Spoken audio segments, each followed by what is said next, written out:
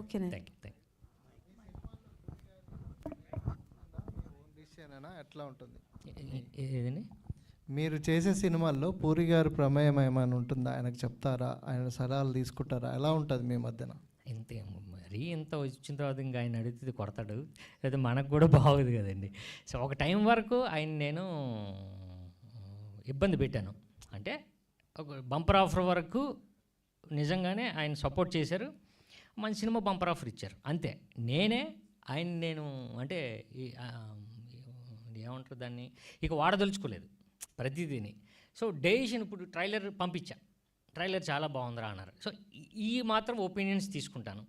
అలానే ఇది పట్టుకుంటే 10,000 ఇలాంటి కంటెస్ట్తో వస్తున్నాం అన్నయ్య అన్నాను. అరే కొంచెం జాగ్రత్త చూడండి రా, ఎందుకంటే చాలా ఇది అంటే మీరు ఛాలెంజ్ చేస్తున్నట్టు ఉంటుంది, దాన్ని మీరు కరెక్ట్గా నిలబెట్టుకోవాలి అని పెట్టేసి మళ్ళీ ఒక 10 minutes తర్వాత ఫోన్ చేశాడు. కాదు అప్పుడు అన్వేషణకి ఇలా జరిగింది అని అదంతా మాట్లాడాడు. సో డెసిషన్స్ ఇలాంటివన్నీ సలహాలు తీసుకుంటానండి, బట్ ఆయన నేను ఎందుకంటే ఇబ్బంది పెట్టను ఎక్కువ నేను.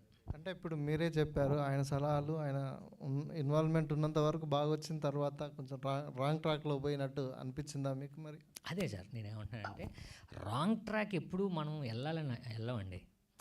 ఇప్పుడు నేను చెప్పాను కదండి, ఇప్పుడు నేను రకమైన ఒక సినిమా చేశాను, నేను శరత్ కుమార్, మంచి సినిమా, అది రిలీజింగో లేకపోతే ఆ టైమో నాకు కుదరలే.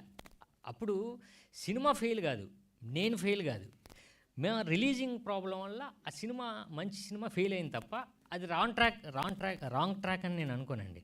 సో నేను ఫీల్ అవుతాను ఏంటంటే సక్సెస్ అంటే ఆయన సలహాలు ఇంపార్టెంట్ కావాల్సింది అని ఆ లోటు ఏమన్నా మీకు కనిపించిందా? అదేనండి నేను ఏమంటానంటే అండి, కథ చెప్పినప్పుడు ఎవరైనా కథ డెసిషన్ తీసుకోవడానికి ఇప్పుడు ఈ కథ ఇదన్నయ్యా, ఈ కథ ఇదనే అంటే నేను డిస్కస్ చేయనండి ఎప్పుడు.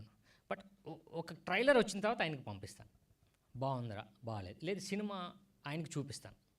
సో అలాంటి సలహాలు తీసుకుంటానండి నేను. అది మొదటి నుంచి అయితే నేను మీరు అన్నట్టు నేను. Thank you.